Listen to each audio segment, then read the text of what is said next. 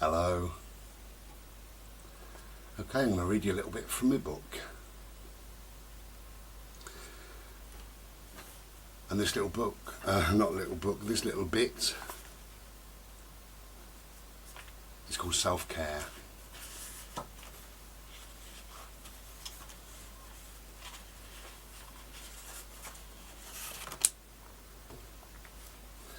Okay, self-care. There isn't a single person on this planet who is entitled to treat you badly. And if someone is trying to bring you down, they are already beneath you. Never confuse what you're offered for what you're worth. When you learn how much you're worth, you'll stop giving discounts. Not every person in life is meant to be here until the end. Often we try to hold on to people who cause us pain and heartache. We think something is wrong with us if we make the decision to move on and wish them well from afar. Distance yourself from negative people and set boundaries when people in your life are toxic. At first it may feel like a loss, but in time you will be grateful. Your self-worth comes from the inside. The most important relationship you will ever have in life is with yourself. Treat yourself with kindness, love, gentleness and compassion. Your value doesn't decrease based on somebody's inability to see your worth. However people treat you is a reflection of their perception of what's happening inside of themselves. You are the boss of your life, not them.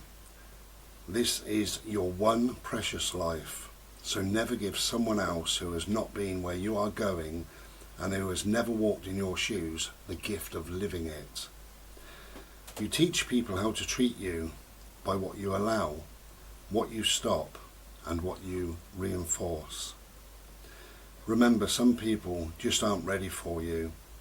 Know the difference between those who stay to feed the soil and those who come to grab the fruit. The behaviour, choices, words and actions of others has nothing to do with you. So they may not like what you do, say or look like. So what? That is their perceptions, feelings and energies of what's happening inside of them. You can never change another person, ever. You can only be responsible for your actions. Stay in alignment with the puddle of your own truth. Don't take people's treatment of you personally and walk into your own life.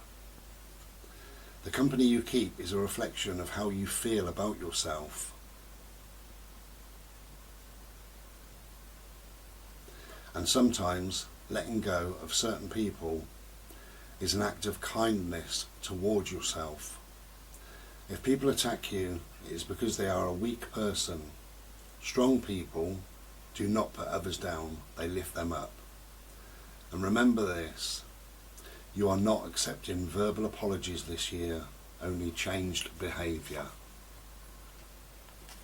Thank you. Be well.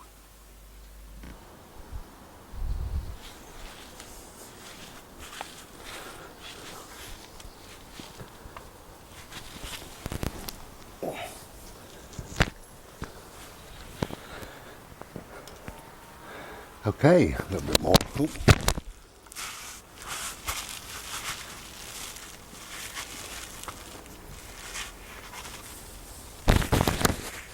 Oh, it's like a fairground ride this. Okay, I've got to hold the mic because I haven't got enough lead. So, that's okay. In your bowl.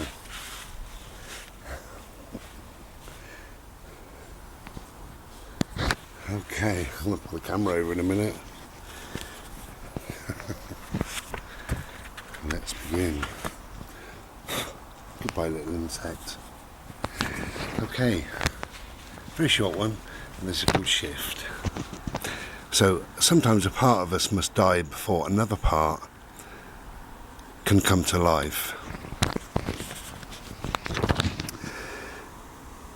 Even though this is a natural and necessary part of our growth, it is often painful, or, if we don't realise what's happening, confusing and disorientating. Got an itchy head.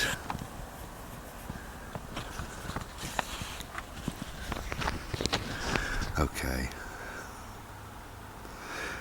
In fact, confusing and disorientation are often the messengers that tell us a shift is taking place within us. These shifts happen throughout the lives of all humans as we move from infancy to childhood to adolescence and beyond. With each transition from one phase to another, we find ourselves saying goodbye to an old friend, the identity that we formed in order to move through that particular time. Sometimes we form these identities in relationships or jobs, and when we shift those areas of our life, it becomes unsettled. Usually, if we take the time to look into the changing surface of things, we will find that a shift is taking place within us. For example, we may go through one whole chapter of our lives creating a protective shell around ourselves because we need it in order to heal from some trauma. One day though, we may find ourselves feeling confined and restless, wanting to move outside the shelter we needed for so long. The new part of ourselves cannot be born without the confines of the shell of our old self needed to survive. We may feel a strange mixture of oh Bode, please, he wants to play ball now. I'm in the middle of reading a little passage, okay? We may feel... Bode, please, leave me alone for a sec. Leave me alone for a minute. Leave me alone just for a minute. Okay. So, we may feel a strange mixture of exhalation and sadness as we say goodbye to the part of ourselves that is dying and make way for a whole new identity to emerge in its place. We may find inspiration in working with the image of an animal who molts or sheds in order to make way for new skin, fur or feathers to emerge. For example, I'm forever holding a feather and some other symbol of transformation, which can remind us of death and rebirth, are simply nature's way of evolving. We can surrender to this process, letting go of our past self with great love and gratitude, and welcoming the new with an open mind and heart, ready for our next phase. Hey, we got through it eventually, didn't we, eh? Dropping the mic, dog wanting to play ball. What we got there? Cheers.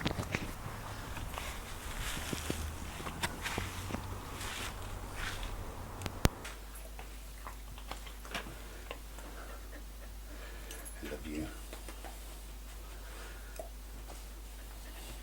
Right then. Alright. Trying to get organised. So let's see if the mic stays on. Leave it alone, Bode. Okay. I'm going to read another little piece of this, Bode. Is that okay? Yeah? You tap the book, that means yes. Okay. So this is called The Lessons of Nature.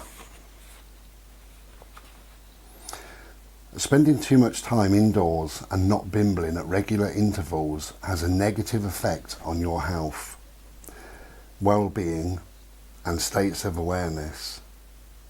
Your ancestral roots are in nature. The natural environment is rich in prana, or the primordial life force that sustains all life. We absorb prana most directly through breathing fresh, natural, clean air. You also draw in prana through vegetation, trees, mountains, lakes, and a star-filled sky at night. Spending time outdoors puts you right into the heart of prana as it cycles and flows through all of nature. Also, when outside, try grounding yourself. Walk for a while barefoot upon the land, or lay down, connect. When you go outside, you are really going inside. Nature is like a natural reset button on your brain. The chemicals it releases when you get fresh air and sunshine are always positive and help to overcome the ones released when you are sad, angry or anxious. Use nature to unwind, to recharge and to sweep away the negative. Nature is valuable not only for itself, but for what it brings to us. Nature heals and corrects us. It calms us, helps to clear the mind, and brings us to a place of peace. If we slow ourselves down, there are many lessons that nature can teach us. The flow of nature helps in slowing us down. We watch trees shed their leaves when the temperature dips in autumn. The rivers flow in a trance-like state. Rain bounces off of leaves and the breeze makes the long grass dance.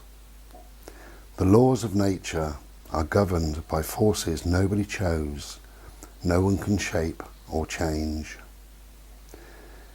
When we contemplate nature, a forest heavy with autumn colours for example, we're witnessing nature's rules that also apply to us. We too must mature, seek to reproduce, age, fall ill and die. The most gentle things in nature, clouds, streams and trees, have an instinctive appeal, and they produce a feeling of total bliss and tranquility. But we can take them for granted. They form a pleasant background to other things. Sitting in a meeting, you might gaze out the window and rest your eyes on an old oak tree. But that was 2 years ago, and you may not have looked properly at a tree since. Or maybe there was a stream you used to love playing in as a child, building dams, splashing about, laughing. The adult world is often sadly stream-free. Spending moments of close observation with clouds, trees and streams may in fact play a minor but important supporting role in the pursuit of a balanced and more or less sane life. We are often preoccupied with ourselves in a confusing and ridiculous busy life which we have created. Nature doesn't do this. Nature simplifies itself. I love watching clouds. Clouds are totally indifferent to all our concerns. They don't care about fashion, are only interested in gossip and not responsive to our status or lack of it. They come and go, inching across the sky, slowly losing definition. 10 minutes later, it is barely recognisable. Shortly after that, it merges with another cloud, and its brief, individual career is over. There is a constant drama above our heads of collisions, fractures, swirls, separation. Human life is no less active, but watching clouds, we get a moment of relief. where the agitations of the present moment seem less significant. Clouds teach us that change is inevitable. Everything comes and goes. My real love in nature has to be trees, any and all trees. They are an image of patience and strength. Their gnarled, worn barks speak of the hundreds of seasons they have endured. They have bent and broken branches, been rained on for weeks at a time, had the blistering heat of summer sun, and had frost, snow, and any type of weather we can imagine. But they endure, as we should learn to do, through their example of this too shall pass. The Western mind thinks of philosophy as coming only from books. The Eastern tradition more wisely points out that philosophy comes from the lessons of nature as well. We all, every single one of us, benefit greatly from some ecotherapy. It is where we are supposed to be. Streams are always communicating. They quietly whisper as they gently rub the banks. They can be arguing with a rock or a twig, confiding in a quiet vortex, dozing in midsummer, or shouting after a heavy shower. For me, a stream comes second only to fires in providing an ideal object of contemplation for us when we are trying to think. Their constant activity sparks our imaginations. They don't stare blankly back at us like a piece of paper on a desk. They distract our minds and allow the good images to emerge. They also warn us that we must be careful to hold on to those thoughts. Our minds are in constant flow, and in a moment, thoughts will be gone, like the twig in the current, unless we grab it at once. Without these more subtle elements of nature, we can easily lose touch with the better and saner aspects of ourselves. Somewhere inside of us, we have the potential for calm and reason, tenderness and thoughtfulness. Clouds, trees and streams are on hand to help. If you can get outside, get outside. Be well.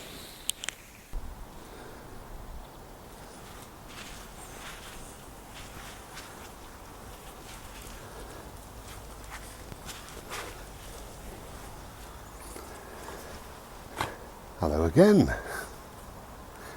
So,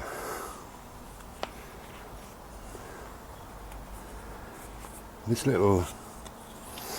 section is a little section as well. This is called grief. Can you see me okay there? Okay, grief. There's been plenty written about grief on the internet and in various self-help books, so I won't add too much. Grieving is a highly individual experience, and there is no right or wrong way to grieve. All I can add is that how you grieve depends on many factors, including your personality and coping style, your life experiences, your faith, and how significant the loss was to you. Grief isn't something you live through, it is something you live with. Healing happens gradually and naturally. There is no normal or usual timetable for grieving, and it is important to be patient with yourself and allow the process to unfold naturally. When a person is born, we rejoice. And when they're married, we celebrate. But when they die, we try to pretend nothing has happened. This is fucking ridiculous and makes me so angry. If we pretend nothing has happened, then we might as well say the person who died did not matter. Shock, anger, fear, depression, disbelief, and even guilt are all totally normal. My only advice is to try to be a witness when any of these comes into your mind. Watch those thoughts come and watch them go. Know that you are not thinking in your right mind, and many things come flooding in to your already tired and confused mind. In time, things get easier. They always do. Life will slowly get back to somewhere near normal, but it may never be quite the same. It doesn't have to be. Your grief is your own, and no one can tell you when it's time to move on or get over it. Allow yourself to feel whatever you feel without embarrassment or judgment. It's okay to be angry, to yell at the heavens, to cry or not to cry. It's also okay to laugh, to find moments of joy, and to gently move on when you're ready.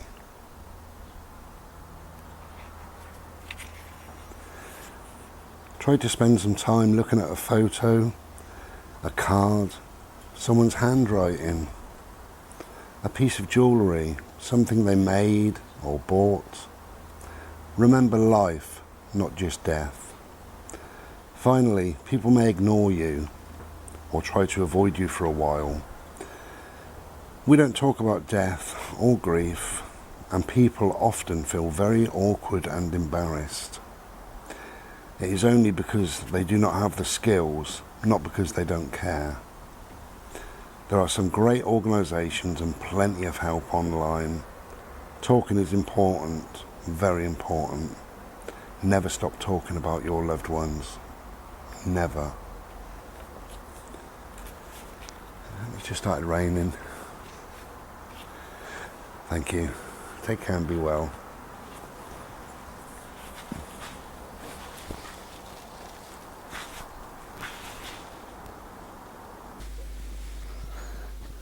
Hello. Cheers.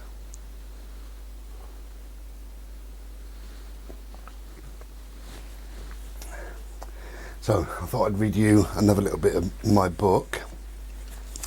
And this little bit is very personal actually, and this is called Living Life on My Terms. Okie dokie. Living life on my terms. I am no better and no worse than anyone else living on this planet. Read that again. However, I do try to live life more on my own terms. I will try to explain, and if you think I have been condescending or patronising, or if you think that I am gloating and saying I am better than you, you haven't understood, and I am sorry. I lived my life fitting in, doing what seemed right, in the way everyone else did. I thought it would bring me happiness, which it never did. I was brought up to toe the line, be a good boy, keep my head down, don't make waves and get on with life.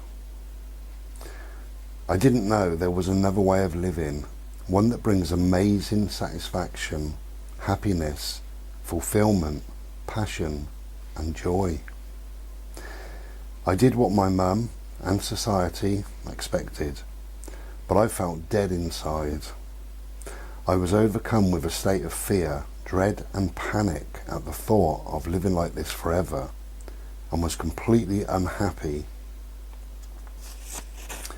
I was passionate about music, art and nature, but I spent years working like everyone else, often in jobs I hated.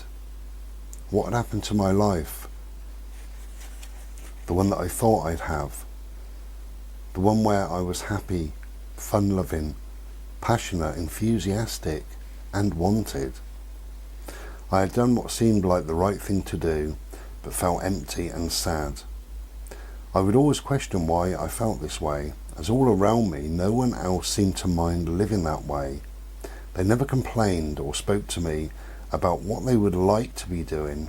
It seemed that nobody had any dreams or plans. I knew something had to change, but I didn't know how. I didn't know exactly what, and I was scared. I was coming to the end of living this way, but I had no real idea of what I might do or how. I grabbed hold of my life and ran with it, petrified of someone dragging me back into what I had been. It worked. I had escaped that life, that way of thinking, and nothing would stop me now. I call this following your bliss. I speak more about this in the section work-life balance. I didn't grow up having the best role models around me. I grew up having people that I didn't want to be like, and seeing situations I'd never want to be in. Not all of us are dealt the right cards, but that doesn't mean you can't reshuffle your deck for a better outcome. Here are some truths about change that instinctively you know, which have been covered over by years of living your life to fit somebody else's mould.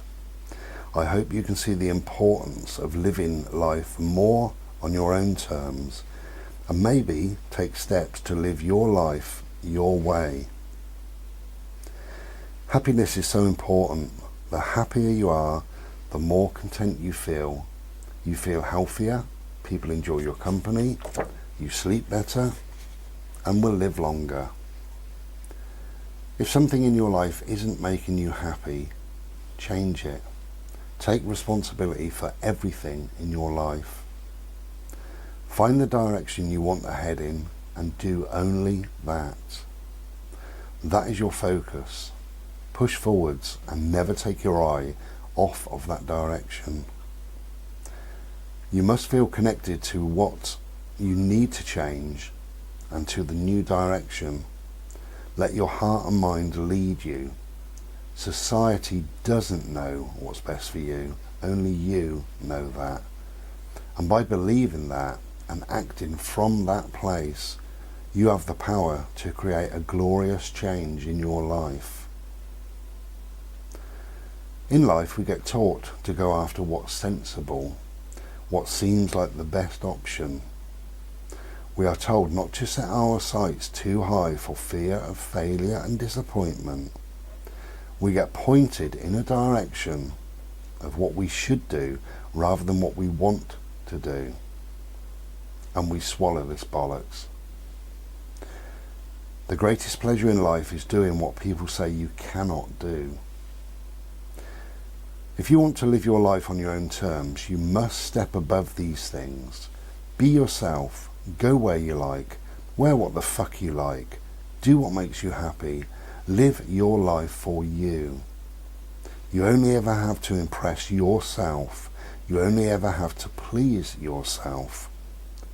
People either catch up with you or they fade away. Most people will live the same year over and over again until they are 70 and call that a life. For me, it is a nightmare. I've always wanted and needed more.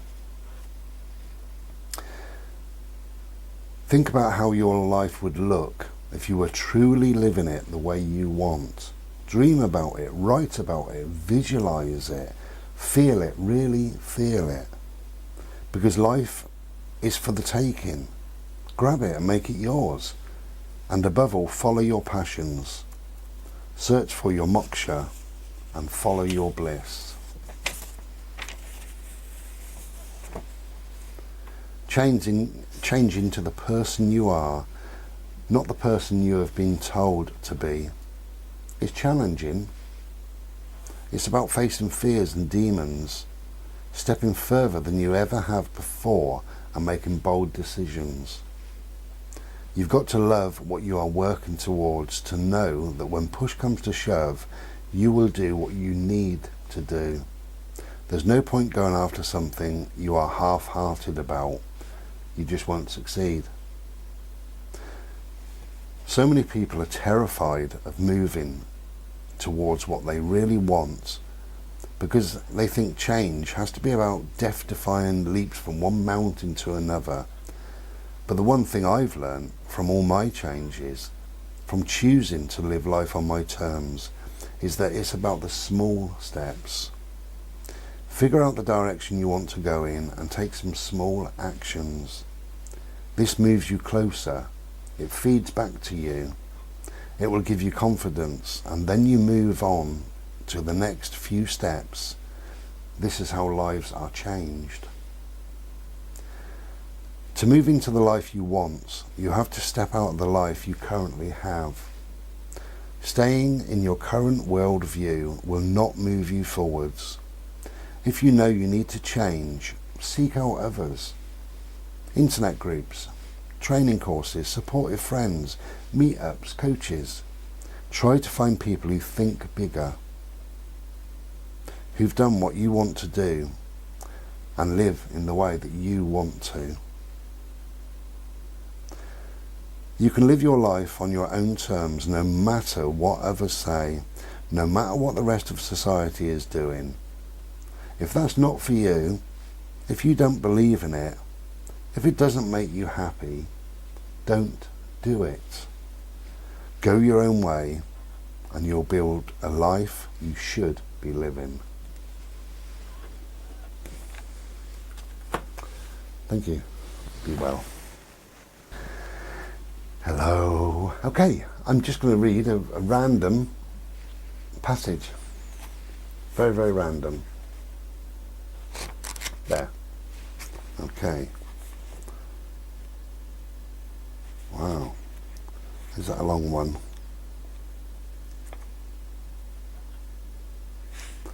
I'll tell you what, it's not even that random, is it? Because I'm cheating.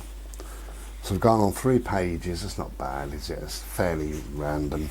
And this is called Find Your Tribe.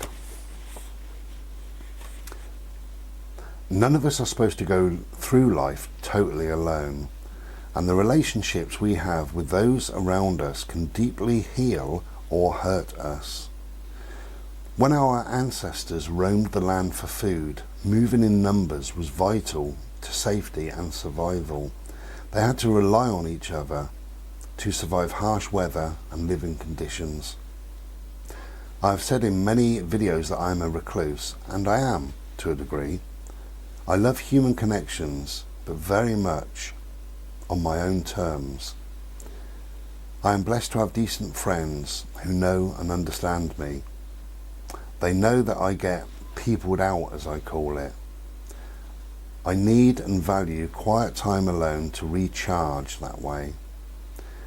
We are a reflection of the 6 people we have around us most of the time. We need to choose those people wisely.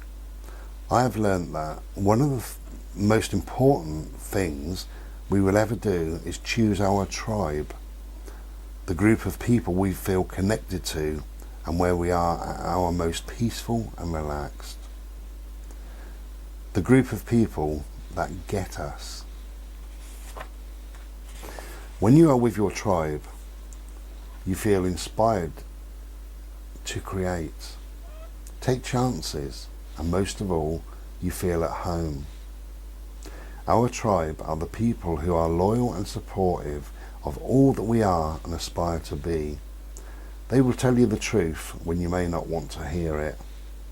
Our tribe will show up for you when you most need it, and even when you think you don't. Find your tribe and love them with everything you have. These people will make the hard times easier and the great times even better. You already know who are in your tribe. Your vibe attracts your tribe. Go and connect with them. Cheers. Be well. Ta-da.